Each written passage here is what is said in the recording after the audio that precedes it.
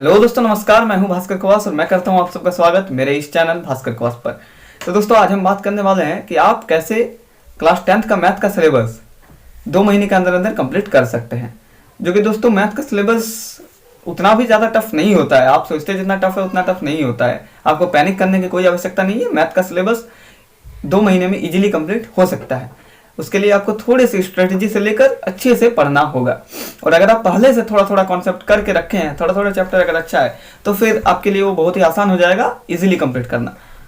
तो दोस्तों, इसके लिए सबसे पहले आपको क्या करना होगा मैथ के सिलेबस को कंप्लीट करने के लिए 2 महीने के अंदर अंदर? सबसे पहले, अगर आप पहले से पढ़ चुके हैं तो आप हर चैप्टर के शॉर्ट नोट्स बनाए होंगे। अगर आप शॉर्ट नोट्स बनाए हैं तो ये बहुत ही अच्छी बात है। और अगर बाई चांस आप नहीं बनाए हैं तो भी कोई टेंशन वाली बात नहीं है, फिर भी आप कंप्लीट कर सकते हैं।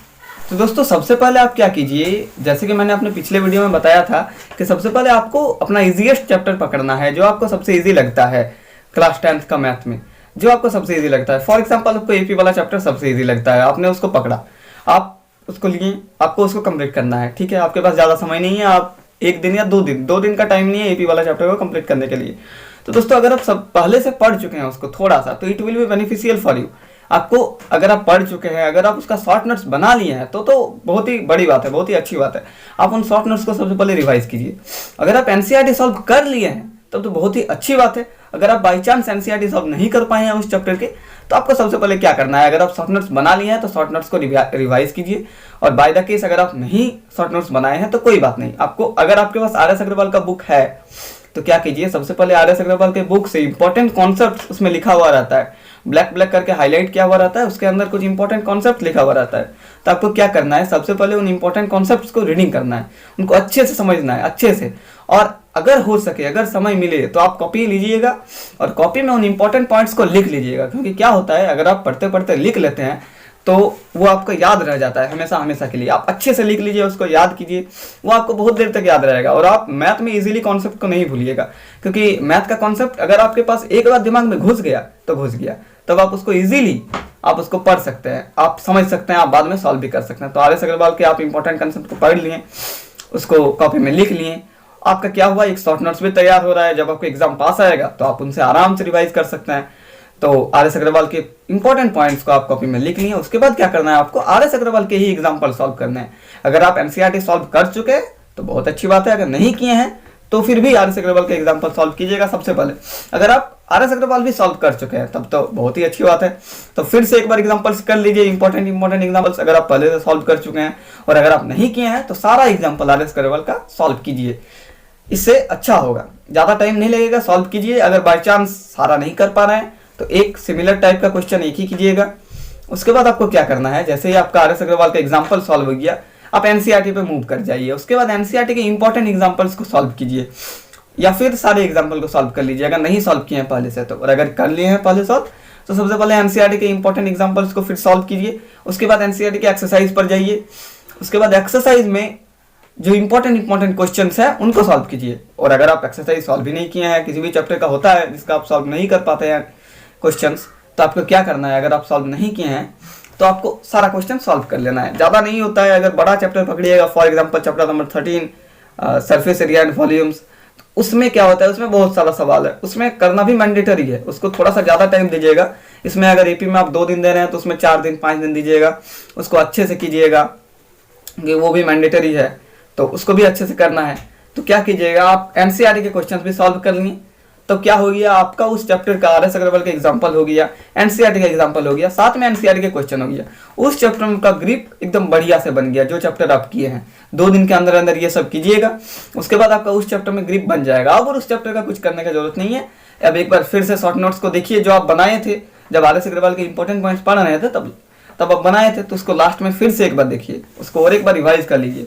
और जैसे ही उसका रिवीजन कंप्लीट हो जाता है, फिर आपको वो वाला चैप्टर को साइड में कर देना है। वो आपका हो गया, उसको टिक कर दीजिए कि ये अभी फिलहाल के लिए हो गया है, कंप्लीटेड ही है। बाद में आपको बस रिवीजन करना है उसका, वो भी जब एग्जाम पास आएगा तब। और वो भी आप क्वेश्चन से डायरेक्ट रिवीजन कर सकते हैं। वो जो शॉर्ट नोट्स आप बनाए हैं बस उसको एक बार देखिएगा, और उसके बाद आप सैंपल पेपर में जो क्वेश्चन आता है वो तो सॉल्व कीजिएगा ही। फिर उसका हम स्ट्रेटेजी बनाएंगे कि बाद में जब जैसे जैसे एग्जाम पास आएगा आपको कैसे काम करना है, आपको कैसे सबको एकदम तैयार करना है। तो फिर आप वो कर लिए। अब आप कोई टफ चैप्टर पकड़िए, मतलब उसके बाद एपी से जो इजी लगता है, सबसे पहले एपी, मतलब एपी आपको अगर इजी लगता है तो एपी, उसके बाद आपको सेकंड इजी जो लगता है उसको पकड़िए, फिर उसको 2 दिन 3 दिन का टारगेट दीजिए और उसको भी सॉल्व कीजिए। ठीक इसी प्रकार सबसे पहले आप आर एस अग्रवाल के इंपॉर्टेंट जो पॉइंट्स लिखे हुए रहते हैं उसके, अगर बाई चांस आपके पास आर एस अग्रवाल बुक नहीं लिए हैं, आप नहीं है, तो आपको क्या करना है, तो आपको एनसीईआरटी के, एनसीईआरटी में भी इंपॉर्टेंट पॉइंट्स लिखा हुआ रहता है, एनसीईआरटी का जो थ्योरी है उसको पढ़ना है। आप ये मत सोचिए कि मैथ सिर्फ क्वेश्चन से होता है, मैथ में भी थ्योरी बहुत इंपॉर्टेंट होता है, मैथ में भी थ्योरी बहुत इंपॉर्टेंट होता है। अगर आपका थ्योरी अच्छे से किया हुआ है मैथ में, तो आप कोई भी किसी भी तरह का क्वेश्चन को सॉल्व कर पाएंगे। और साथ में क्वेश्चन का प्रैक्टिस अगर आपका किया हुआ है तो कोई टेंशन लेने की बात ही नहीं है, मैथ आपका बहुत अच्छा हो जाएगा। तो उसके बाद आप वही जो इंपॉर्टेंट चैप्टर्स लिए हैं उसको भी कर लेना है, जो सेकंड इजीएस्ट चैप्टर लिए हैं उसको भी अच्छे से सॉल्व कर लेना है। सबसे पहले वही आर एस अग्रवाल के short notes, R S Agarwal के important point, R S Agarwal के एग्जाम्पल, एनसीईआरटी के एग्जाम्पल्स एंड एनसीईआरटी के क्वेश्चंस, बस ये कीजिए, आपका चैप्टर कंप्लीटेड। अगर बाई चांस उसके बाद भी आपको समय मिलता है, खैर अभी ऐसा करके आप सारा चैप्टर्स को कंप्लीट कर लीजिएगा, सारा चैप्टर्स कंप्लीट कर लीजिएगा। और अगर उसके बाद भी आपको समय मिलता है तो आप क्या कीजिएगा, एनसीईआरटी एग्जाम्पलर बोल के एक बुक आता है, शायद आपको पता होगा, आजकल सबको पता रहता है। अगर आप खरीद लिए हैं तब तो बहुत ही अच्छी बात है, अगर नहीं खरीदे हैं तो ऑनलाइन आपको एनसीईआरटी की वेबसाइट से वो मिल जाएगा। आपको एनसीईआरटी एग्जाम्पलर के सिर्फ एमसीक्यू कर लेने हैं। अगर बाई चांस आप मतलब एनसीईआरटी एग्जाम्पलर भी अगर आप पहले से कर लिए हैं तब तो बहुत अच्छी बात है, अगर नहीं किए हैं तो उसके एमसीक्यूज मिलते हैं, उसको एमसीक्यूज रहते हैं उसमें, उसको कर लेना है, क्योंकि वो बहुत अच्छा होगा अगर आप कर लेते हैं तो। तब आपका और मैथ में कोई चिंता नहीं रहेगा, आप सारा चैप्टर्स भी कर लिए हैं, आप उस सारे के एग्जाम्पल्स भी कर लिए हैं, सारा क्वेश्चंस भी कर लिए हैं, साथ में आप आर एस अग्रवाल के भी एग्जाम्पल कर लिए हैं, जो कि आर एस अग्रवाल खुद में ही एक बहुत अच्छी बुक होती है, लेकिन उसका क्वेश्चन करने का कोई आवश्यकता नहीं है। आप आर एस अग्रवाल की एग्जाम्पल्स कीजिए और साथ में एनसीईआरटी के एग्जाम्पल्स प्लस क्वेश्चंस कर लीजिए। और अगर टाइम मिलता है तो आप एनसीईआरटी एग्जाम्पलर के एमसीक्यू कर लीजिएगा, उतना उससे ज़्यादा करने का कोई आवश्यकता नहीं है। और जैसे ही आपका सारा चैप्टर, ऐसे धीरे धीरे एक एक चैप्टर कंप्लीट कीजिए, जैसे ही आपका सारा चैप्टर कंप्लीट हो जाता है मैथ में, तब आप बिंदास रहिए, कोई टेंशन वाली बात नहीं है। उसके बाद आप बस सैंपल पेपर सॉल्व कीजिए। दोस्तों इसी प्रकार फिजिक्स, केमिस्ट्री इन सब के लिए वीडियो आएगा, तो दोस्तों आप मेरे चैनल के साथ कनेक्टेड रहिए। इसको अगर हो सके तो सब्सक्राइब कर लीजिए, ताकि आपका ही फायदा होगा इससे। और भी सारे सब्जेक्ट के बारे में मैं वीडियो बनाता रहूंगा और मैं आपको हेल्प करता रहूंगा।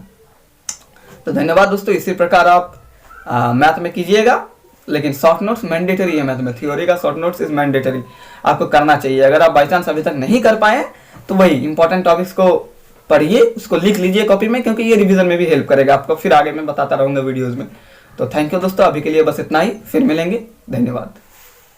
पढ़ते रहिए दोस्तों।